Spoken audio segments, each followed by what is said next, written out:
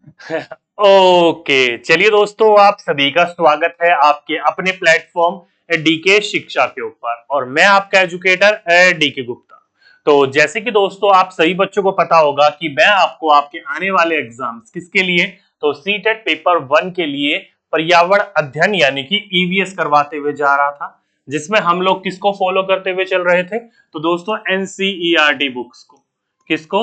NCERT books, जो कि government school की कहां पर क्लासेस में चलती है, कक्षाओं में चलती है, उसको फॉलो करते हुए चल रहे थे। क्योंकि सीबीएसई जो आपका एग्जाम बनाता है सीटेट का, वो पूरा का पूरा एग्जाम यहीं से ही बनता है, ठीक है। जिसमें हम एक एक क्लास को करते हुए चल रहे थे। क्लास थर्ड और क्लास फोर्थ हमने पूरी की पूरी फिनिश कर ली थी, और कक्षा पांचवी हमने शुरू कर रखी थी। अगर आपने मेरे लेक्चर्स देखे होंगे तो आपको पता होगा इन चीजों के बारे में। अगर नहीं देखे तो रिकमेंड करूंगा आप उनको जरूर देख लीजिएगा, ठीक। उसी सीरीज को हम कंटिन्यू करते हैं, हम आगे बढ़ेंगे। जो कि आज हम चैप्टर करने वाले हैं दोस्तों, वो करने वाले हैं सीटेट के सिलेबस के अनुसार फूड यानी कि भोजन वाले चैप्टर को। अब बात करी जाए कक्षा पांचवी, यानी कि हम कौन सी बुक को कवर करते हुए चल रहे थे दोस्तों, तो हम कवर करते हुए चल रहे थे कक्षा पांचवी क्लास फिफ्थ की बुक को, एनसीईआरटी ईवीएस की, ठीक है। इसके अनुसार देखा जाए तो चैप्टर नंबर हम आज करेंगे फोर्थ। कौन सा चैप्टर करेंगे? चौथा। इससे पहले 3 चैप्टर हम कर चुके हैं, ठीक। एनसीईआरटी चैप्टर चौथे का जो ईवीएस के अंतर्गत बुक का नाम है, वो बुक का नाम, चैप्टर का नाम है खाएं आम 12 महीने। आप सही बच्चों को पता है कि आम जो है हमारे गर्मियों के टाइम पर हमारे भारत के अंतर्गत आते हैं, खाने को हमें मिलते हैं। लेकिन ये कह रहा है कि हम 12 महीने आमों को खा सकते हैं। तो 12 महीने हम आमों को खाने के लिए कैसे इस्तेमाल करेंगे, उन्हीं चीजों के बारे में बात करी गई है। और कई बार आपके एग्जाम में यहीं से ही कुछ इसी प्रकार के क्वेश्चन देखने को मिल जाते हैं, ठीक। चलिए उन चीजों के बारे में बात करते हैं और समझते हुए चलते हैं कि ये चैप्टर में क्या है और आपके एग्जाम पॉइंट ऑफ व्यू से क्या क्या इंपॉर्टेंट बिंदु निकलते हैं। चलिए तो लिख लीजिए सभी के सभी बच्चे अपनी नोटबुक निकाल के, आज का चैप्टर फूड यानी कि भोजन। तो देखिए दोस्तों, यहाँ पर कुछ बच्चे हैं जो कि अपनी कहानी बता रहे हैं और अपने घर वालों को बोल रहे हैं कि हमें आम पापड़ खाना है। क्या खाना है? आम पापड़ खाना है। तो उसके बनाने की विधि क्या है वही आपको समझनी है, वही कई बार आपके एग्जाम में पूछ ली जाती है, पूछा जाएगा, तो आपको इस चीज के बारे में पता होना चाहिए। चलिए पढ़ते। देखिए लिखा है, चिट्टी बाबू और चिन्ना बाबू ने बनाया क्या? ममड़ी तांडा। अब ये ममड़ी तांदड़ा क्या है, तो ध्यान रखिएगा दोस्तों, साउथ में ममड़ी तांदड़ा को ही क्या कहा जाता है, यानी कि आम पापड़ को कहा जाता है। तो यहां से आपको क्या पता चला? दो बच्चे हैं, क्या है? चिट्टी बाबू और चिन्ना बाबू। आप सही बच्चों को पता है साउथ में अधिकतर ऐसे ही नाम होते हैं। तो चिट्टी बाबू और चिन्ना बाबू जो है, इन दोनों ने ही क्या बनाया, तो ममड़ी तांदड़ा अपने घर वालों के साथ मिलकर आम पापड़ बनाया। उसी की ही ये बारे में बात कर रहे हैं। चलिए समझते हैं क्या है। देखिए लिखा हुआ है पहला बिंदु कि आम पापड़ बनाना 4 हफ्तों का मेहनत वाला काम है। अब यहां पर क्या बोला गया कि आम पापड़ अगर आप लोगों को घर में बनाना है तो ये पूरा एक 4 वीक का लंबा प्रोसेस है। क्या है? 4 हफ्तों का एक लंबा प्रोसेस है, जिसको साउथ में किस नाम से जाना जाता है, तो ममड़ी तांदड़ा कहा जाता है, ठीक है। इंपॉर्टेंट बिंदु है, इंपॉर्टेंट फैक्ट है, ध्यान रखिएगा, पूछा जाए तो आपको पता होना चाहिए। जैसे कि आप ये दो बच्चों को देख रहे हो, इन्हीं दोनों बच्चों का नाम है क्या? चिट्टी बाबू और चिन्ना बाबू, ठीक है। अब देखिए 4 हफ्ते का लंबा एक प्रोसेस कैसे है, समझिए। पहला प्रोसेस देखिए, इमेज के द्वारा समझने की कोशिश करिए, क्योंकि आपके लिए इतना इंपॉर्टेंट बिंदु नहीं है, बस आपको इन चीजों के बारे में पता होना चाहिए, इसलिए इमेजेस के द्वारा समझाने की कोशिश कर रहा हूं। तो पहला इमेज देखिए, ये जो दोनों जा रहे हैं अपने गांव के बगान में जा रहे हैं। अगर हल्का सा देख रहे हो यहाँ पर, इनका इस तरफ ये जो है घर देखने को मिल रहा है। ये क्या है इनका? ये इनका घर देखने को मिल रहा है आपको। ये आए अपने घर से अपने बगान में। किसके बगान में? आम के बगान में। देख सकते हो पेड़ों पे लटके हुए हैं ये आम। किस पे आए? आम के बगान में। अपने आम के बगान में गए, वहां से इन्होंने मीठे मीठे रसीले रसीले आम तोड़े। क्या करें? अपने अप्पा के साथ मिलकर इन्होंने मीठे मीठे रसीले रसीले आम तोड़े। फिर ये बाजार में जाकर क्या लेकर आए? चटाई लेकर आए। क्या लेकर आए? बाजार में जाकर चटाई लेकर आए। इसी चटाई में आगे जाकर आम के रस को सुखाया जाएगा, ठीक है। तो ये बाजार में जाकर अपने अप्पा के साथ मिलकर क्या लेके आए? चटाई लेकर आए, दरी लेकर आए, बोल सकते हो। फिर इन सभी ने मिलकर जो आम तोड़े थे, उन आम के मोटे मोटे जो पन्ने होते हैं, यानी कि एक तरीके से मान लीजिएगा उसका जो रस होता है, उन्होंने आम में से अच्छी तरीके से निचोड़ कर निकाल लिए एक पतीले के अंदर। किसके अंतर्गत? एक पतीले के अंतर्गत। और जो ये चटाई खरीद के लाए थे, इन्होंने उस चटाई को लकड़ी गाड़कर एक प्लेटफॉर्म सा बना दिया जमीन के ऊपर, और उस रस को इस चटाई के ऊपर एक बाय एक परत गिरा गिराकर धूप में सुखा लिया। क्या लिया कर लिया, एक एक परत गिरा गिराकर धूप में सुखा लिया, और साथ ही साथ में उसमें कुछ बहुत चीनी भी मिला दी। क्या मिला दी, चीनी मिला दी। और ऐसे करके 4 हफ्ते के बाद, इस प्रोसेस के बाद क्या मिला इन्हें, ममड़ी तांदड़ा मिला, जिसे आप आम पापड़ बोलते हो। ओके, तो ये है आम पापड़ बनाने का एक 4 हफ्तों का लंबा प्रोसेस। अगर आपके एग्जाम में कहीं से भी कुछ पूछा जाएगा तो इस चीज के बारे में आपको पता होना चाहिए। समझ गए सही बच्चे? चलिए, तो इतनी सी एक छोटी सी जानकारी थी यहाँ पर, और कुछ बात जानकारी नहीं थी। बस मैंने आपको एक चीज बताया कि आम पापड़ बनाते समय उसमें चीनी मिलाई जा रही है। ऐसा क्यों किया जा रहा है, तो उसको लंबे समय तक प्रिजर्व रखने के लिए, यानी कि सुरक्षित रखने के लिए। अगर आप आम को साल भर से भी ज्यादा खाना चाहते हो, जो कि सर्दियों के दिनों में आम नहीं मिलते हैं, तो आप तो वैसे भी 12 मासी आम देखने को मिल गए, पेड़ अलग अलग आ गए, हाइब्रिड वगैरह, लेकिन फिर भी इतना अच्छी क्वालिटी नहीं होती है उसकी, जो हमारे गर्मियों के दिनों में आती है। ठीक है, तो वही वाली बात है, आप उसको क्या बना सकते हो, आम पापड़ बना सकते हो। तो आम को 12 महीने खाने के लिए क्या करोगे आप, आम पापड़ बनाओगे, चीनी डालकर, वो सुरक्षित रखता है, संरक्षित रखता है। ठीक है, चलिए आगे चलते हैं। आगे चलें तो इन्होंने ही बिंदु लिखा है क्या, पुणे से कोलकाता तक रेलगाड़ी से जाने में 2 दिन लगते हैं। क्या बोला मैंने आपको, पुणे से कोलकाता।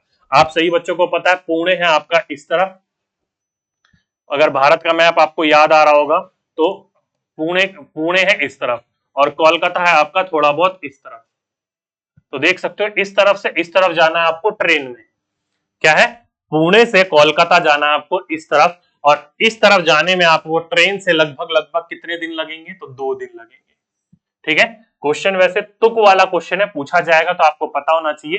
पुणे से अगर आप कोलकाता यानी कि वेस्ट बंगाल जा रहे हो तो लगभग लगभग 2 दिन का समय लगता है आपको। ठीक है, अगर तुम्हें उस सफर में क्या जाना हो तो तुम खाने में क्या लेकर जाना पसंद करोगे, ये था क्वेश्चन।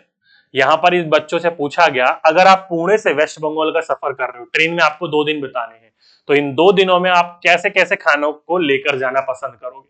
तो अधिकतर आप अपने घर में देखा होगा, ट्रैवल करने के लिए अधिकतर कई बच्चे यहाँ पर बिहार की साइड से होंगे, तो बिहार साइड से जब आप दिल्ली में आते हो, कई बच्चे आते भी हैं कोचिंग्स वगैरह के लिए, क्लासेस वगैरह के लिए।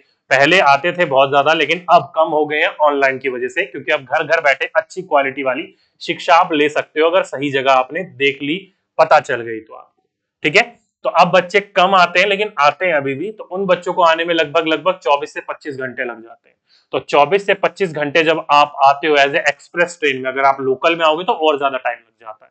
ठीक है, तो आप अपने गांव से यहां तक आने में किस किस चीज का खाने का सेवन के रूप में लेकर आओगे, तो आप ऐसे सामान लेकर आओगे जो कि आपके जल्दी खराब ना हो, जैसे कि अचार, जैसे कि आम पापड़, जैसे कि पराठे, जैसे कि आलू की पतले पतले कतले काट लिए और उसको फ्राई करके ले आए, क्योंकि वो जल्दी से खराब नहीं होती है। बाकी आप तरी वाली सब्जी वगैरह लाओगे तो स्मेल करने लग जाएगी, महकने लग जाएगी। ठीक है, तो आप ऐसे सामान को लेकर आओगे जो कि लंबे समय तक चल सके, 1-2 दिन तक चल सके, जिसका आप सेवन कर सको ट्रेन में, आराम से उसको खा सको। ठीक है, क्योंकि पहले तो हमारे ट्रेन में किचन वगैरह नहीं होते थे, अब तो ट्रेन में किचन वगैरह हो गए, तो खाने की इतनी दिक्कत वगैरह नहीं देखने को मिलती। तो ये आपसे क्वेश्चन पूछा गया था डायरेक्टली। ठीक, आगे से बोला गया कि शीशियों में अचार रखने से पहले शीशियों को धूप में सुखाया जाता है। क्यों, अगर किसी शीशी में थोड़ा पानी रह जाए तो क्या होगा। तो डायरेक्टली यहां से क्वेश्चन पूछा गया है कि शीशियों में अचार भरने से पहले, आपने अपने इलाके में से अलग अलग नाम से जानते हो, कांच की बरनी आती है, बरनी बोल लो, मर्तबान बोल लो, या फिर बॉक्स बोल लो, या फिर शीशा का एक बोतल बोल लो, कुछ भी बोल लो। अधिकतर हमारे यहाँ पर क्या बोली जाती है, या तो बोली जाएगी आपकी बरनी या फिर मर्तबान बोला जाता है। ठीक है, तो उसके अंतर्गत मर्तबान बस चिकनी मिट्टी का होता है, बस ये मान लीजिएगा। आपका ये जो कांच का होता है इसे बरनी ही बोला जाता है वैसे तो। ठीक है, तो आप वो जो कांच की बोतल वगैरह लेते हो, उसके अंदर जब आप अचार रखते हो, तो अचार रखने से पहले उसको अच्छी तरीके से साफ करते हो, पानी वानी से धो देते हो, लेकिन जब आप धोते हो तो उसको थोड़ी देर के लिए धूप में भी सुखाते हो। पोछने ओछने के बाद, साफ वाफ करने के बाद आप उसे धूप में भी सुखाते। कई जो होते हैं उसको हल्का सा गैस के ऊपर उल्टा करके हल्का सा आग से गर्म भी कर देते हैं। ऐसा क्यों करते हैं, क्योंकि दोस्तों उसके अंदर जो नमी रहती है उसके अंदर जो नमी रहती है वो नमी जो है वो धूप में जाकर अच्छी तरीके से सूख जाए, नमी बिल्कुल खत्म हो जाए, या फिर वो आग जो हम दे रहे हैं उसको, उसकी वजह से नमी खत्म हो जाए, क्योंकि सूरज की तरफ से भी गर्मी मिलेगी और आग से भी गर्मी मिल रही है, जिसकी वजह से जो पानी है अंदर वो सूख जाएगा, नमी बिल्कुल खत्म हो जाएगी, जिसकी वजह से अचार जो है उस बरनी के अंदर लंबे समय तक रह पाएगा। अगर उसके अंदर थोड़ा सा भी नमी रह जाएगी ना, तो फंगी के कारण, किसके कारण, कवक, फंगी, फंगस, फफूंद, फफूंदी, कुछ भी बोल सकते हो आप, ये सारे इसी का ही नाम है। तो इसके कारण जो अचार होगा ना वो जल्दी खराब हो जाएगा, सफेद सफेद सा उस पर रुई रुई सा जमने लग जाएगा, तो वो क्या होता है, कवक होता है, कवक के द्वारा, फंगी के द्वारा जल्दी वो अचार खराब होने लगेगा। तो इस चीज से बचाने के लिए हम उसको, नमी को दूर करते हैं, किसके अंतर्गत, सूर्य की किरणों के अंतर्गत उसे क्या करके, सुखाकर। ओके, तो डायरेक्टली क्वेश्चन पूछा जाएगा तो आपको इस चीज के बारे में पता होना चाहिए। ओके, चलिए अगला बिंदु है कि आम को पूरे साल चलाने के लिए उसका अचार, आम पापड़, चटनी, टॉफी, रस आदि कई चीजें बनाते हैं। देखो दोस्तों, डायरेक्टली आपके एग्जाम में पूछा गया था कि आम को लंबे समय तक खाने के लिए आप क्या कर सकते हो, तो एक ऑप्शन में दिया गया था दोस्तों अचार, आम पापड़ और टॉफी वगैरह तो नहीं, ये ज्यादा लंबे समय तक नहीं चल सकती, चटनी होगी, टॉफी होगी, रस हो गया, ये लंबे समय तक नहीं चल सकते, जितना लंबे समय तक अचार और आम पापड़ बने चल सकते हैं आपके। ठीक है, तो ये जो है आपका मोर देन ईयर या फिर 2 ईयर ऐसे चल जाते हैं इजिली, कोई दिक्कत नहीं आती है। लेकिन ये जो जूस वगैरह होते हैं 1.5 महीना, 2 महीना, 3 महीना, 4 महीना, इतना ही चल सकते हैं, इससे ज्यादा नहीं चल सकते। इनको प्रिजर्व करने के लिए केमिकल वगैरह डाले जाते हैं। लेकिन हम अचार और आम पापड़ जो है अधिकतर घर में ही बनाते हैं, और घर में आप सभी बच्चों को पता है बनाने का एक प्रोसेस, लंबा प्रोसेस होता है, जो कि मैंने अपने घर में अचार बनते हुए देखा, लगभग 3 से 4 महीने भी लग जाते हैं कई बार अचार बनाने में। ठीक है, तो वो अचार जब बनाते हो आप नॉन केमिकल का इस्तेमाल करके बनाते हो, और ज्यादा लंबे समय तक उसे प्रिजर्व करके खा के आप रख सकते हो, सर्दियों के दिनों में भी आप अपने घर में सेवन कर सकते हो। ठीक है, चटनी, टॉफी, रस लंबे समय तक रख सकते हो, लेकिन इतने लंबे समय तक नहीं जितना आप अचार, आम पापड़ लगा सकते हो। तो अगर आपके ऑप्शन में अचार, आम पापड़ हो, एक ऑप्शन में चटनी टॉफी हो, एक ऑप्शन में टॉफी रस हो, या एक ऑप्शन में इनमें से कोई नहीं हो, तो आप अचार और आम पापड़ लगाओगे, क्योंकि अचार और आम पापड़ जो है आप लंबे समय तक प्रिजर्व करके रख सकते हो। ठीक है, सर्दियों में भी खा सकते हो, गर्मी में भी खा सकते हो, कोई दिक्कत नहीं आएगी किसी भी बच्चे को। समझ गए यहां तक सभी बच्चे? तो ये एक पूरी की पूरी स्टोरी थी आपकी कि किस प्रकार से दो बच्चे, चिन्ना बाबू और चिट्टी बाबू ने मिलकर ममड़ी तांदड़ा यानी कि आम पापड़ बनाया। ठीक, चलिए यहां से जितने क्वेश्चन निकल रहे थे मैं आपको सारे के सारे समझाते हुए चल रहा था। आगे चलते, आगे बोला गया कि खाने को खराब होने से बचाने के कुछ घरेलू उपाय, उसको आपको क्या करना है, मैच करना है। तो आपके एग्जाम में कई बार आपने देखा है कि कुछ खाने की सामग्री दे दी जाती है, उसको लंबे समय तक प्रिजर्व करने के लिए, उसको मैच करने के लिए बोलता है निम्नलिखित ऑप्शन में से सही ऑप्शन को चुनिए। तो ये हूबहू चार्ट आपको दे दिया जाता है, ये चार्ट वही चार्ट है जो कि आपका एग्जाम में अधिकतर हूबहू देखने को मिलता है। तो देखिए दोस्तों, यहाँ पर कुछ चीजें लिख रखी है, जैसे कि दूध हो गया, पके हुए चावल हो गए, हरा धनिया हो गया, प्याज और लहसुन हो गया। तो ये चीज जो है आपको इन चीजों से मिलानी है, इन चीजों से,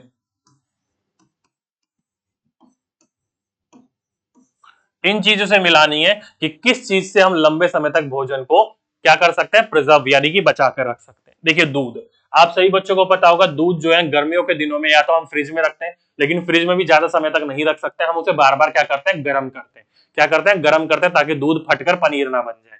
ओके, तो दूध को हम लंबे समय तक बचाने के लिए क्या करते हैं, उसको उबालते हैं। तो ऑप्शन नंबर फर्स्ट का सी बिल्कुल सही होगा। क्या करते हैं, हम उसे लंबे समय तक उबालते हैं। आपने हरा धनिया, पुदीना वगैरह, पत्ते वगैरह की जो सब्जियां होंगी उस पर देखा होगा, सब्जी वालों को पानी मारते रहते हैं समय समय पर, या फिर गीले कपड़े में लपेटते हैं, देखा होगा ना आपने। तो क्या करते हैं, उसे बचा कर रखते हैं। तो गीले कपड़े में लपेट कर रखना, तो क्या कर रहे हैं, उसे प्रिजर्व करके रख रहे हैं ताकि लंबे समय तक वो सही रहे, काला ना पड़े, खराब ना हो। आपके घर में देखा होगा प्याज, लहसुन, या फिर मैं अपने गांव जाता हूं तो देखा है मैंने, जमीन से ऊपर उन्होंने क्या बना रखा है, एक प्लेटफॉर्म सा बना रखा है बांस का, और उसके ऊपर आलू और उसी के ऊपर प्याज वगैरह पलट रखी है ताकि नमी से उनको दूर बचाया रखे सके। तो प्याज और लहसुन जो है इसको लंबे समय तक बचाने के लिए नमी से बचाकर खुले में रखना चाहिए। इसे जमीन से ऊपर प्लेटफॉर्म बना के रख रखा है और खुले में रखते हैं, या फिर गांव घरों में देखा होगा आपने, प्याज की गठरी बनाकर उसकी जो पत्तियां होती है उसको आपस में बांधकर, जो घर के टांड होते हैं उसमें बांस डालकर, लकड़ी डालकर उसके ऊपर प्याज लटका दी जाती है। लटका दी जाती है ना, आपने घर गांव में देखा होगा। क्या करते हैं, बांस का एक बैम्बू लिया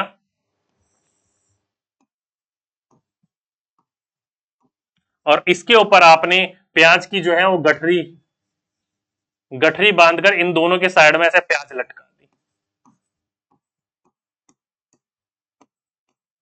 प्याज हो गया, भुट्टे वगैरह हो गए, गांव में मैंने ऐसे लटके हुए बहुत देखे अपने गांव में, जब मैं खेती के टाइम पे जाता हूँ। तो ऐसे लटका दिए जाते हैं, क्यों, नमी से दूर रखने के लिए, नमी से बचाने के लिए। और यही जब हमें प्याज चाहिए होती है तो उछल उछल के कूद कूद के इस प्याज को यहाँ से पकड़ के खींच लेते हैं, तोड़ लेते हैं और उसका इस्तेमाल कर लेते हैं। देखा होगा ना आपने गाँव में। तो नमी से दूर रखने के लिए और खुले में रखकर ऐसा करते हैं इस चीज को। ठीक है।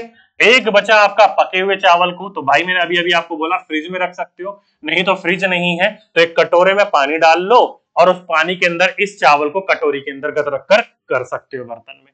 ठीक है। तो इस तरीके से आप उसको ठंडा रख सकते हो, लंबे समय तक वो बचे रहेंगे, चिपचिपे चावल नहीं होंगे। तो ये पूरा का पूरा चार्ट दे दिया जाता है और इस चार्ट को आपको मैच करने के लिए बोला जाता है कि निम्नलिखित में सही मिलान करिए कि कैसे कैसे इन चीजों को करा जाता है। ठीक है। उम्मीद करता हूं यहां तक सभी बच्चों को समझ में आ गया होगा, किसी भी बच्चे को यहां तक किसी भी प्रकार की कोई समस्या नहीं होगी।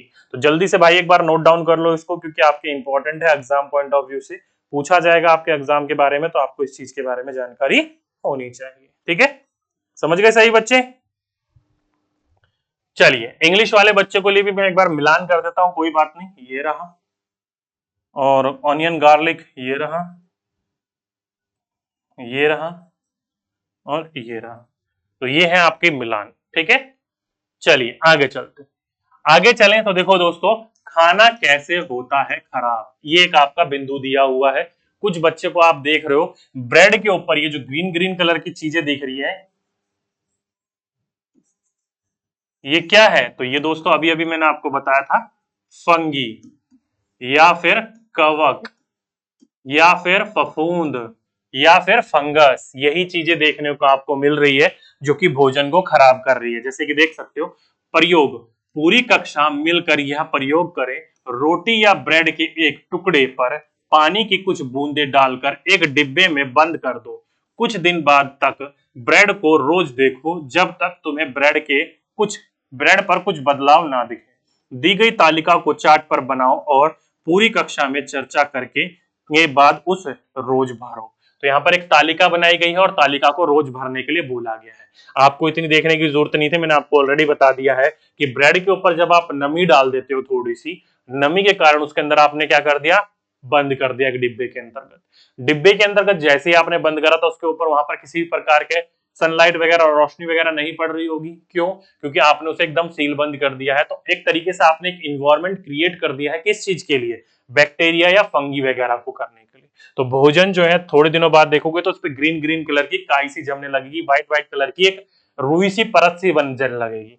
तो वो जो रुई की परत होगी वो क्या बन रही होगी, फंगी बन रही होगी, कवक बन रहा होगा। ओके, क्या बन रहा होगा, कवक बन रहा होगा। एक तरीके से आप मानकर चलिए वहां पर एक ग्रीन ग्रीन कलर का फंगी से बन रही होगी, जिसे आप फफूंद भी कहते हो। क्या कहते हो, फफूंद भी कहते हो। ओके, इंपॉर्टेंट बिंदु है, पूछा जाएगा एग्जाम में, तो आपको इस चीज के बारे में पता होना चाहिए।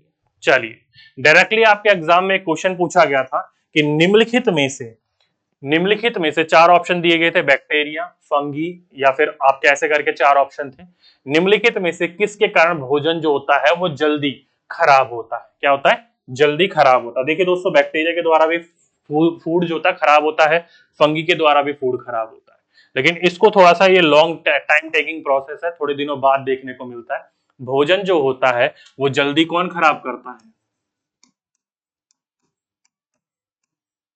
जीवाणु।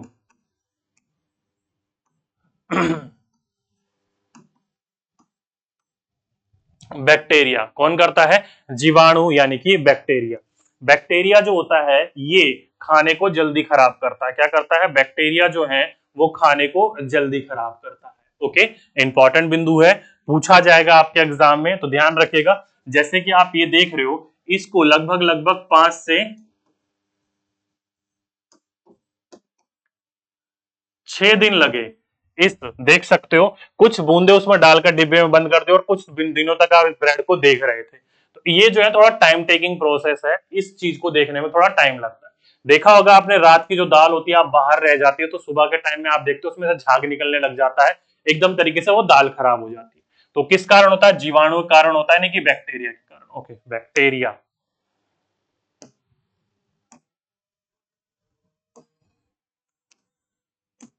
किसके कारण होता है?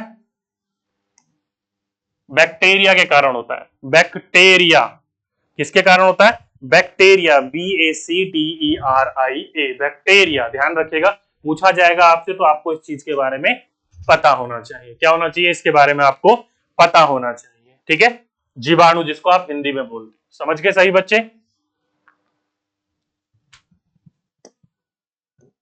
तू कहां से आ गया बीच में?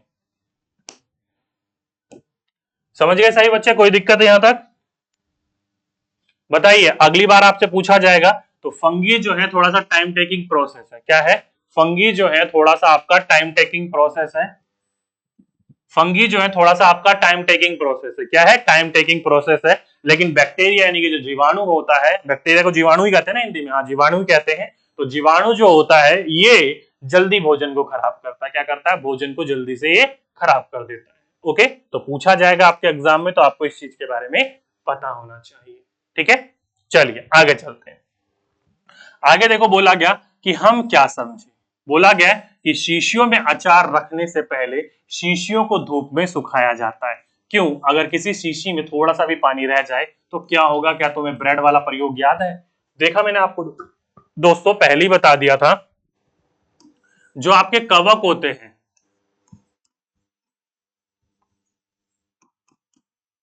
जो आपके फंगी होते हैं, कवक होते हैं, फंगी होते हैं, ये ब्रेड का प्रयोग आपको याद है? ब्रेड के प्रयोग में कुछ नमी रह गई थी, आपने उसके ऊपर पानी छीट दिया था ना। तो वैसे अगर कांच के बर्नी के अंदर थोड़ा बहुत भी पानी रह जाएगा तो धीरे धीरे वो अपनी जगह बना लेगा और सफेद सफेद सी रुई सी परत या फिर अलग से एक हरा हरा सा दिखने लग जाएगा। तो फंगी यानी कवक के कारण ही वो जो अचार होगा वो जल्दी खराब हो जाएगा। और ये क्वेश्चन मैंने अभी अभी आपको थोड़ी देर पहले बताया भी था और यही आपको यहाँ पर पूछा गया। और बाकी एक ऑप्शन ये भी दिया गया कि आम को पूरे साल चलाने के लिए आप क्या कर सकते हो? उसका अचार बना सकते हो, आम पापड़ बना सकते हो। और ये थोड़ा लंबे समय तक नहीं चलेगा, लेकिन 1.5-2-3 महीने तक इसका काम आप ले सकते हो इससे। ठीक है, तो ये कुछ इंपॉर्टेंट बिंदु थे, ये कुछ इंपॉर्टेंट फैक्ट थे। अगर आपके एग्जाम में यहाँ से कुछ पूछा जाएगा तो आपको इन चीजों के बारे में पता होना चाहिए। ओके, समझ गए सही बच्चे? कोई दिक्कत नहीं है। चलिए, तो इस टॉपिक के अंतर्गत ये सारी की सारी इंपॉर्टेंट बिंदु थी, ये सारे के सारे इंपॉर्टेंट पॉइंट्स थे। उम्मीद करता हूँ सारी चीजें समझ में आ गई होंगी। आगे चलते हैं। आगे चलें तो नेक्स्ट आया आपका कक्षा 5वीं की ही बुक का चैप्टर नंबर 5, बीज बीज बीज, सीड सीड एंड सीड। तो ये बीज वाले चैप्टर से रिलेटेड आपका क्वेश्चन है। आपके एग्जाम में यहाँ से लेटेस्ट जो आपका एग्जाम हुआ था अभी, उसमें यहाँ से बहुत ज्यादा क्वेश्चन आपके एग्जाम में देखने को मिले थे। क्या क्या क्वेश्चन देखने को मिले थे वो भी मैं आपको समझाऊंगा, टेंशन लेने की जरूरत नहीं है, और सारी चीजें आपको अच्छे तरीके से बताते हुए चलो। चलिए चलते हैं इस पोर्शन के ऊपर। तो चैप्टर का नाम क्या है दोस्तों? फूड यानी कि भोजन, जिसमें पहला बिंदु आता है क्या? घुमक्कड़ बीज। क्या है? घुमक्कड़ बीज। आप सही बच्चों को पता होगा कि दोस्तों पौधे एक बार जब पैदा हो जाते हैं, जन्म ले लेते हैं, तो एक ही जगह पर वो जब तक पौधा काट कर हम हटा नहीं देते या फिर वो सूख कर मर नहीं जाता तब तक वो अपनी जगह पर ही टिका रहता है, पौधे वगैरह नहीं हिलते हैं। लेकिन जो बीज होते हैं वो एक जगह से दूसरी जगह पर बहुत ज्यादा घूमते हैं, घुमक्कड़ होते हैं। कई बार आपको कोई पौधा अच्छा लगता है तो आप दूसरी जगह से ले आते हो ना, या फिर उसके बीज ले आते हो। तो उसी प्रकार से बीजों का नाम दिया यहाँ पर घुमक्कड़ बीज।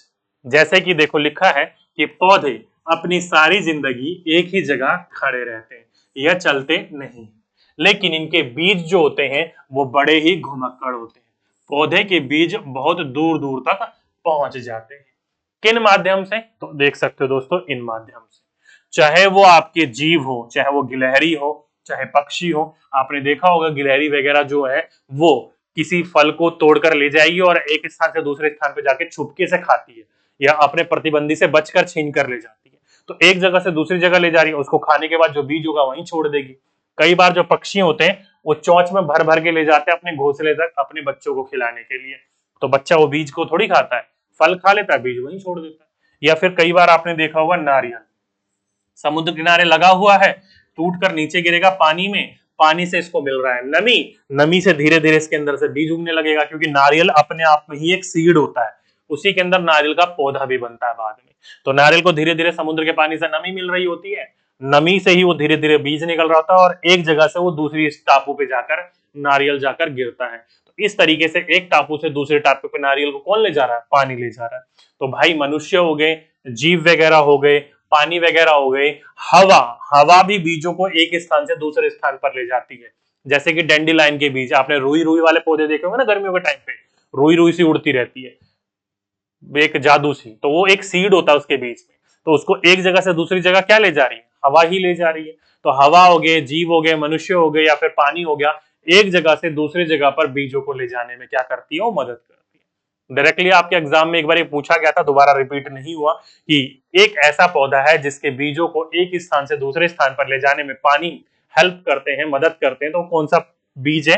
तो नारियल के बीज है। इनको एक स्थान से दूसरे स्थान पर समुद्र का पानी ले जाने में मदद करती है।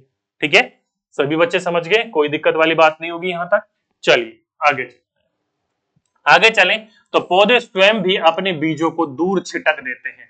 आप सभी बच्चों को पता होगा, मैंने अभी बताया कि कुछ जीव हो गए, मनुष्य वगैरह हो गए या फिर पानी हो गया या फिर हवा होगी, एक स्थान पर दूसरे स्थान पर जाने में बीजों को ये मदद करते हैं, ले जाते हैं।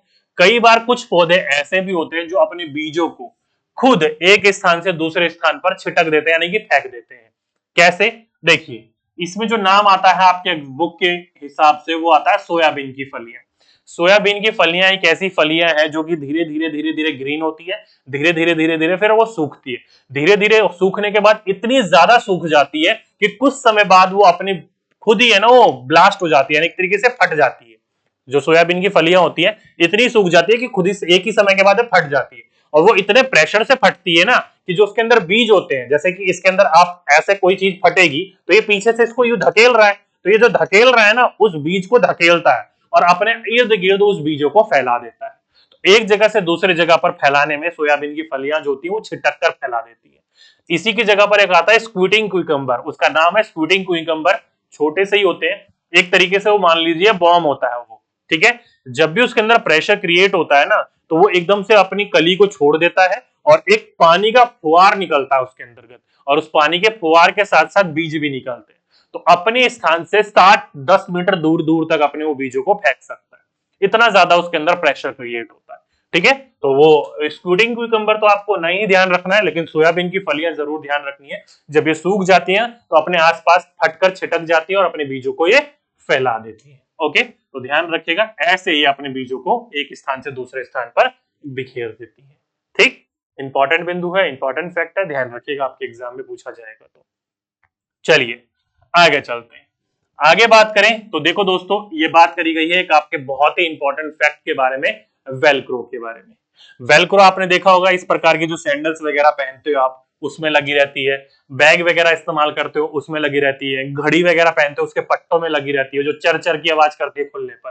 तो ये वेलक्रो का आविष्कार बड़े ही एक बहुत ही नेचर से इंस्पायर होकर उस व्यक्ति ने बनाने की कोशिश करी थी। ये जो कहानी है उसी कहानी के द्वारा समझाने की कोशिश कर रहा हूं आपको। ये जो घटना है ना, ये कब की है? तो ये हमारी आजादी के बाद की है, 1948 की घटना।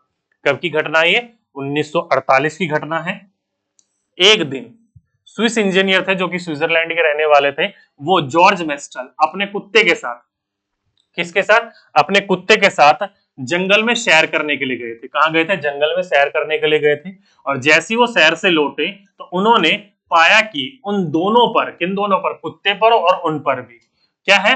बीज चिपके हुए हैं। क्या है? उनके ऊपर और उनके कुत्ते के ऊपर बीज चिपके हुए हैं, और इन बीजों को वो अपने कपड़ों पर चिपका देखकर वह क्या हो गए? हैरान रह गए। क्या हो गए? वो हैरान रह गए। फिर क्या उन्होंने झट से माइक्रोस्कोप, माइक्रोस्कोप क्या होता है? छोटी चीजों को बड़ी चीजों को देखने में मदद करता हो। तो झट से उन्होंने माइक्रोस्कोप निकाला और बीजों को क्या करने लगे? बारीकी से उसको देखने लगे, उसका वर्गीकरण करने लगे, समझने लगे। तो बीजों में क्या थे? छोटे छोटे से हुक बने हुए थे।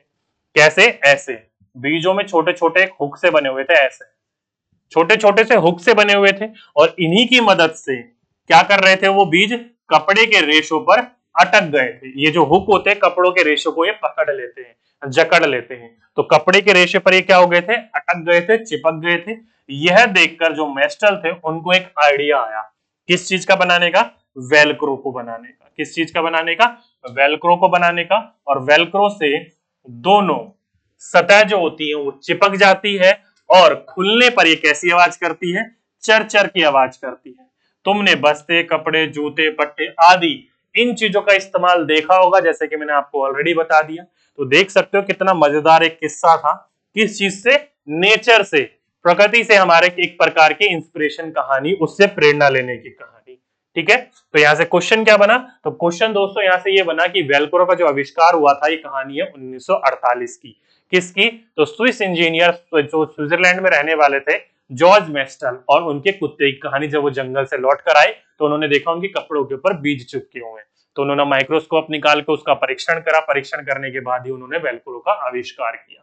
तो डायरेक्टली आपके एग्जाम में पूछा जाता है कि निम्नलिखित में से किसके द्वारा वेलक्रो का आविष्कार किया गया था, तो ये किया गया था दोस्तों जॉर्ज मेस्टल के द्वारा। किसके द्वारा, जॉर्ज मेस्टल के द्वारा। ओके, इंपॉर्टेंट बिंदु है, इंपॉर्टेंट फैक्ट है, आपके एग्जाम में पूछा जाएगा, तो आपको पता होनी चाहिए। 1948 की घटना है और जॉर्ज मेस्टल ने इसका आविष्कार किया था। जैसे कि आप ये देख रहे हो, इस कुत्ते के ऊपर क्या चिपके हुए हैं, छोटे छोटे से बीज चिपके हुए हैं, ये इस प्रकार के। ठीक है, तो ये पूरी की पूरी कहानी दर्शाई जा रही थी, पूरी की पूरी कहानी आपको बताई जा रही थी। आपके एग्जाम पॉइंट ऑफ व्यू में पूछा जाएगा, तो आपको इन चीजों के बारे में पता होना चाहिए। ठीक है, समझ गए सभी बच्चे। चलिए आगे चलते हैं। आगे बोला है पता करो, क्या पता करो, क्या कुछ पौधे बिना बीज के भी उगते हैं। तो ये आपको मुझे बताना है कि कौन कौन से ऐसे पौधे हैं जो बिना बीज के उगते हैं। ये आप सभी बच्चों का क्या है, होमवर्क है। क्या है, आप सभी बच्चों का होमवर्क है। ओके, इंपॉर्टेंट है, ध्यान रखिएगा। चलिए, इंपॉर्टेंट है, इसको मिस मत करिएगा। ठीक है, ये आपको रिसर्च करनी है, ये मैंने आपके लिए छोड़ा है। ठीक है, कौन से ऐसे पौधे जो बिना बीज के उगते हैं। आइए आगे चलते हैं। शिकारी पौधे, क्या है, शिकारी पौधे। और एक क्वेश्चन और है, ऐसी कौन सी दाल है, मैंने आपसे पूछा है, ऐसी कौन सी दाल है जो अंकुरित नहीं हो सकती। जैसे कि मूंग की दाल लेते हो आप, तो रात भर अगर आप उसे गीले कपड़े में लपेट कर रखते हो, किसमें, गीले कपड़े में लपेट कर रखते हो, और थोड़े दिनों बाद देखोगे तो उसके अंतर्गत क्या देखने को मिलेगी, एक छोटी छोटी सी जड़ निकली होगी व्हाइट कलर की, वो अंकुरित हो गई है, उसके अंदर से पौधा निकलना शुरू हो गया। लेकिन ऐसी कौन सी दाल है जो अंकुरित नहीं हो सकती, वो मुझे बता। तो ये दो क्वेश्चन है आप सभी बच्चों के लिए। ठीक है, इंपॉर्टेंट क्वेश्चन है, दोनों के दोनों दोनों क्वेश्चन आप सभी बच्चों के लिए होमवर्क है। मुझे बताइएगा कौन बच्चा बताएगा। चलिए बात करते हैं शिकारी पौधा, बहुत इंपॉर्टेंट है, आपके एग्जाम में बहुत बार क्वेश्चन ये पूछा गया। पढ़िए, देखिए, कुछ ऐसे पौधे भी होते हैं जो चूहों, मेंढकों, कीड़े मकोड़ों और छोटे जीवों का शिकार करते हैं। इनमें जो नेफ्नेथीज है, कौन, नेफ्नेथीज, ध्यान रखिएगा, ये जो है सबसे ज्यादा क्या है, मशहूर है। ये कहां कहां पाया जाता है, तो ऑस्ट्रेलिया, इंडोनेशिया और भारत के मेघालय राज्यों में पाया जाता है। आगे बोला गया है कि इनका आकार जो होता है वो लंबे घड़े जैसा होता है। जैसे कि आप ये देख रहे हो, ये कैसा आकार है इसका, लंबे घड़े सुराही जैसा है। ठीक है, जिसके ऊपर एक पत्ती का ढक्कन लगा होता है। जैसे कि आप ये देख रहे हो, इसके ऊपर क्या है, पत्ती का ढक्कन लगा हुआ है। घड़े से एक खास खुशबू निकलती है, यानी कि जो घड़ा है इसके अंदर से एक स्पेशल प्रकार की, खास प्रकार की खुशबू निकलती है, जिसकी वजह से कीड़े खींचे चले आते हैं और पौधे के ऊपर पहुंचते ही कीड़े अंदर फंस जाते हैं और बाहर नहीं निकल पाते। देखो या देखा कि ये पौधे भी शिकार करते हैं और वो भी कितनी चतुराई से। ठीक, तो दोस्तों डायरेक्टली ये क्वेश्चन आपसे पूछा गया था, बताया गया था, क्या बताया गया कि कुछ पौधे ऐसे हैं जिनके अंतर्गत क्लोरोफिल नहीं होता। क्या नहीं होता, क्लोरोफिल। और क्लोरोफिल जिसके अंतर्गत नहीं होता वो प्रकाश संश्लेषण के द्वारा भोजन नहीं बना सकते, तो ये दूसरों के ऊपर निर्भर रहते हैं। जैसे कि नेफ्नेथीस, जैसे कि फॉर एग्जांपल के रूप में डेरोसिना, जैसे कि फ्लाई ट्रैप, अलग अलग प्रकार के पौधे होते हैं। ठीक है, तो ये जो पौधे होते हैं, ये पौधे जो होते हैं कभी भी शिकार नहीं कर सकते। क्या कर सकते हैं, मतलब अपना भोजन नहीं बना सकते, दूसरे जीवों को खाकर ये जीवित रहते हैं। जिसमें सबसे ज्यादा जो फेमस है वो है नेफ्नेथीस। क्या है, सबसे ज्यादा जो फेमस पौधा है वो है नेफ्नेथीस पौधा है। ठीक है, तो ये जो पौधा है वो चूहों को, मेंढकों को, छोटे कीड़े मकोड़ों को, छोटे जीवों को, ध्यान रखिएगा, केवल छोटे जीवों का शिकार नहीं करता है, ये चूहों का भी करता है, मेंढकों का भी करता है, कीड़े मकोड़ों को भी करता है और छोटे जीवों का भी शिकार करता है। शिकार कैसे करता है, तो पहली बात ये दिखता कैसा है, घड़े की तरह दिखता है। देख सकते हो कैसा दिखता है, घड़े की तरह दिखता है, और इस घड़े के ऊपर एक पत्ती का ढक्कन लगा रहता है। पाया कहां कहा जाता है, तो भारत के मेघालय राज्य में पाया जाता है, इंडोनेशिया में पाया जाता है और ऑस्ट्रेलिया में पाया जाता है। कैसे शिकार करता है? तो इसके अंदर से खास प्रकार की स्मेल निकल रही होती है, खुशबू निकल रही होती है, जिसको अन्य जो कीड़े मकोड़े होते हैं, चूहे वगैरह होते हैं, उसको सूंघ सूंघ कर इसको आकर्षित होते हैं इसके ऊपर। ठीक है, जैसे ही वो इसके अंदर जाते हैं तो ऊपर से अपना ढक्कन बंद कर लेता है और उसको अपने अंदर फंसा लेता है और धीरे धीरे उसको हजम कर जाता है। ठीक है, ऐसे जो है ये शिकार करता है। तो पूछा जाएगा आपसे, तो आपको इस चीज के बारे में पता होना चाहिए। डायरेक्टली आपके एग्जाम में यहाँ से भर भर के क्वेश्चन पूछे जाते हैं, तो आपको इन चीजों के बारे में पता होना चाहिए। उम्मीद करता हूं समझ गए होंगे सही बच्चे, कोई दिक्कत नहीं होगी यहाँ पर। ठीक, सभी समझ गए? चलिए आगे चलते हैं। आगे चले तो यही बात लिखिए, प्लांट्स विच हंट। कहने का मतलब है वही कुछ पौधे ऐसे जो शिकार करते हैं। इंग्लिश वाले बच्चे नोट डाउन कर लीजिए कृपया करके यहां से। ठीक है, सभी नोट डाउन कर लिया होगा। आगे चलते हैं। लीजिए भाई, ये जो है कविता मुझे बहुत पसंद है, सही में बता रहा हूं, बहुत सीरियसली मुझे बहुत पसंद है। आपके एग्जाम में यहां से भर भर के क्वेश्चन पूछे गए थे इस बार। क्या है देखिए, एक कहानी है, आलू मिर्ची चाय जी, कौन कहां से आया जी। ये पूरी की पूरी कविता है, बड़ा मस्त, अलग लय ताल में लेके आ जाती है आपको, पढ़ोगे तो। क्या बोल रहा है, बच्चों की तरह एक तरह से ट्रीट करने लग जाएंगे आप। देखो क्या बोला है, आलू मिर्ची चाय जी, कौन कहां से आया जी। तो क्वेश्चन से क्या बना आपका, हम उन चीजों को बढ़ने वाले हैं कि कौन कहां कहां से आए हमारे भारत में, हमारे भारत से गए हैं। ठीक है, चलिए पढ़ते हैं। आलू मिर्ची चाय जी, कौन कहां से आया जी। आगे बोला है, 7 समुंदर पार से, दुनिया के बाजार से, व्यापार से, उपहार से, जंग लड़ाई मार से। तो यहां से लेकर यहां तक किसी भी प्रकार का कोई बिंदु नहीं है, बस आपसे बताया गया है कि कौन कहां से आया जी, आलू मिर्ची चाय जी। 7 समुंदर पार, यानी कि 7 समुंदर पार क्या है, हमारे पुर्तगीज है, अमेरिका वगैरह, वहां की बात कर रहा जा रहा है। तो 7 समुंदर पार से, दुनिया के बाजार से, अलग अलग दुनिया के बाजार से, व्यापार से, उपहार से, चाहे आपने बिजनेस करके लिया हो या किसी ने आपको उपहार के रूप में दिया हो, या फिर जंग लड़ाई मार से। तो जब जंग वगैरह होती थी दूसरे देशों से, तो वो अपने साथ खाना भी लेकर आते थे, अलग अलग प्रकार की चीजें भी लेकर आते थे। तो चाहे वो जंग और लड़ाई से हो, वहां से आई हो, लेकिन आई है हमारे देश में या गई है हमारे देश में। ठीक है, आगे बोला है कि हर रास्ते से आए जी, आलू मिर्ची चाय जी। तो यहां तक भाई अब तक कोई भी बिंदु नहीं निकला आप लोगों के लिए। आगे चलते हैं। आगे बोला गया है, इंपॉर्टेंट, पहला बिंदु निकला यहां से, लिखा है कि दक्षिण अमेरिकी मिर्ची, ध्यान रखिएगा, दक्षिण अमेरिकी मिर्ची रानी, मसालों की है पटरानी। तो यहां से क्या पता चला, जो मिर्ची है वो भारत में कहां से आई है, तो दक्षिण अमेरिका से आई है। कौन लेकर आए थे, तो पोर्चुगीज जो थे, पुर्तगाली जो लोग थे, वो व्यापार करने के लिए हमारे यहाँ पर मिर्च लेकर आए, लाल मिर्च, हरी मिर्च, और हमारे यहाँ से काली मिर्च लेकर गए। हमारे यहाँ पर काली मिर्च की पैदावार होती थी, हम अपने भोजन को तीखा करने के लिए काली मिर्च का इस्तेमाल करते थे। लाल मिर्च, हरी मिर्च का बाद में इस्तेमाल करने लग गए, जब ये पोर्चुगीज लोग जो है मिर्च लेकर आते थे अपने साथ में दक्षिण अमेरिका से और व्यापार करते थे हमारे यहाँ पर। तो यहाँ से क्या पता चला, पहला बिंदु, मिर्ची हमारे भारत देश में कहां से आई है, दक्षिण अमेरिका से आई है। साथ ही साथ में मूंगफली, आलू और अमरूद धूम मचाते करते उछल कूद। तो यहां से क्या पता चला, मूंगफली, आलू और अमरूद, ये तीनों की तीनों चीज भी कहां से आई है, दक्षिण अमेरिका से आई है। ओके, इंपॉर्टेंट है, ध्यान रखिएगा, पूछा जाएगा, पता चल आपको होना चाहिए। दक्षिण अमेरिका से मिर्ची तो आई है, पोर्चुगीज लेकर आए थे, लेकिन साथ साथ मूंगफली, आलू और अमरूद ये भी दक्षिण अमेरिका से आई है। ठीक है, और आगे बोला है 7 टमाटर आए जी, आलू मिर्ची चाय जी। तो दक्षिण अमेरिका से कितने चीजें आई, तो दक्षिण अमेरिका से आई मिर्ची, दक्षिण अमेरिका से आई मूंगफली, दक्षिण अमेरिका से आई आलू, दक्षिण अमेरिका से आई अमरूद, और दक्षिण अमेरिका से आई टमाटर। तो ये सारी की सारी चीजें जो है वो कहां से आई है, दक्षिण अमेरिका से आई है। उम्मीद करता हूं आपके एग्जाम में पूछा जाएगा तो आपको इन चीजों के बारे में दिक्कत नहीं होगी, गलती नहीं करोगे आप लोग। ठीक है, मूंगफली, आलू, अमरूद, टमाटर और मिर्ची, ये 5 चीज दक्षिण अमेरिका से आई है। आगे चलते हैं। भिंडी है अफ्रीका की, भूरी भूरी कॉफी भी। तो भिंडी जो आई है, दूसरा बिंदु है, भिंडी यानी कि लेडी फिंगर, और साथ ही साथ में कॉफी, आपने पी होगी कॉफी वगैरह। तो कॉफी और भिंडी ये दोनों की दोनों कहां से आई है हमारे देश में, तो अफ्रीका से आई है। कहां से आई है, अफ्रीका से आई है। ठीक है, अगला है, नक्शे में यूरोप किधर, वहीं से आए गोभी मटर। तो ये तीसरा बिंदु, गोभी और मटर, गोभी और मटर हमारे यहाँ पर कहां से आए हैं, तो गोभी और मटर आए दोस्तों हमारे यहाँ से यूरोप से। कहां से आए गोभी मटर, यूरोप से आए। कहां से आए, यूरोप से। अगला है, चाय असम की बाई जी, आलू मिर्ची चाय जी। तो चौथा बिंदु यहां से क्या पता चला, चाय जो हमारे यहाँ पर आई है वो कहीं से आई नहीं है, यहाँ से गई है। चाय जो हमारी खुद की अपनी पैदावार है, असम राज्य की। कहां की, असम राज्य की। तो चाय क्या है भाई, देसी, हमारे भारत की खुद की है, कहीं से आई नहीं है। अगला चलते हैं।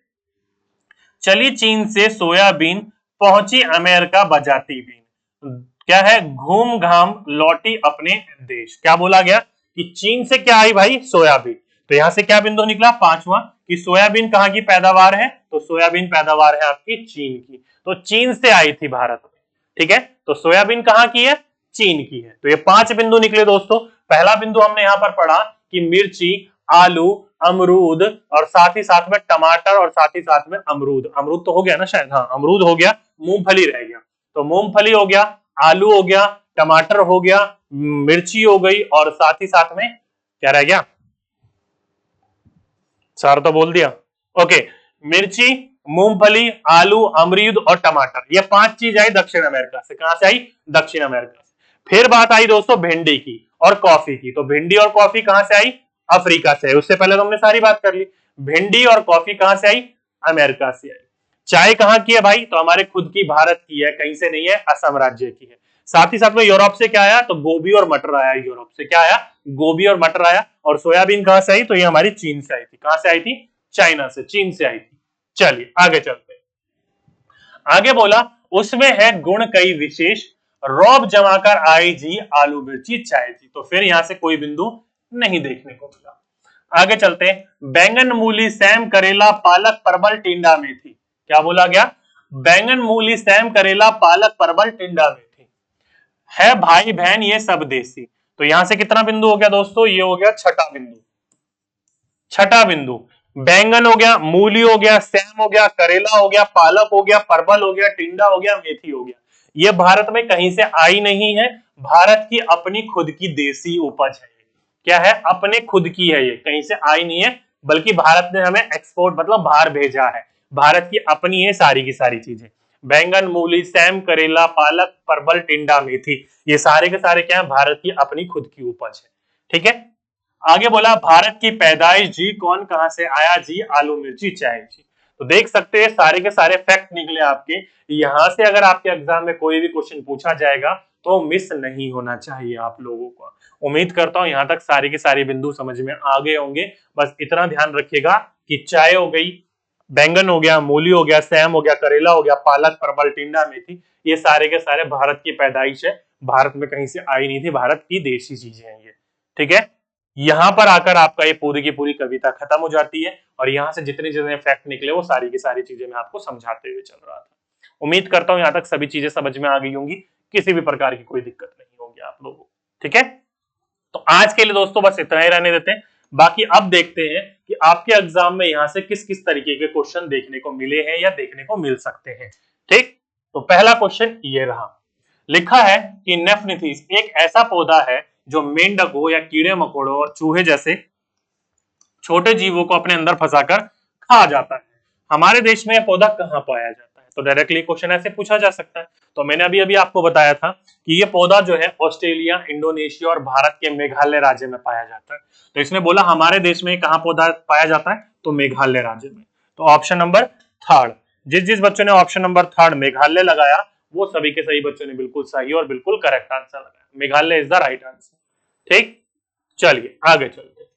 आगे बोला है कि हमारे देश में भोजन के लिए बंद गोभी या फिर बंधा गोभी तथा मटर की मांग दिनों दिन बढ़ती जा रही है। ये हमारे देश में किस देश से लाए गए थे, तो अभी अभी मैंने आपको बोला था कि नक्शे में यूरोप किधर, वहीं से आए गोभी मटर। तो गोभी और मटर की बात करी गई है, तो गोभी और मटर कहां से आई है, यूरोप से।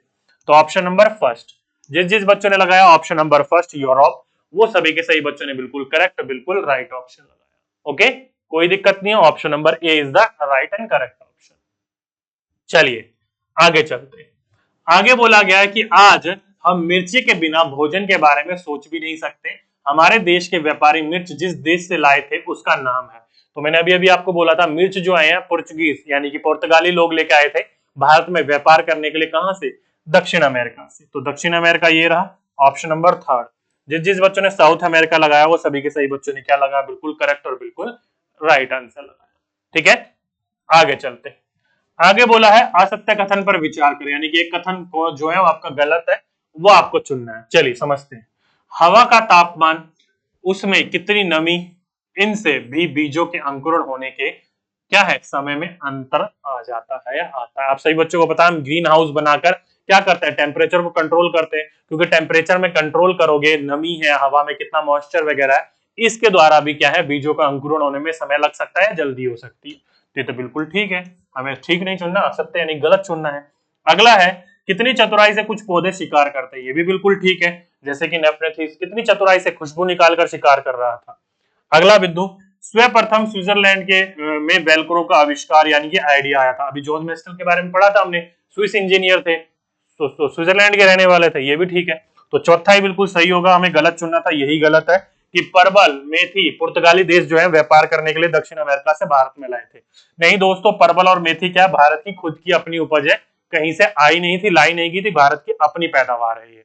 ठीक है, तो ऑप्शन नंबर डी गलत था, और गलत है हमको चुनना था, इसलिए option number D is the right answer. Okay, चलिए, तो ये था दोस्तों आज का अपना chapter number 4 and chapter number 5 NCERT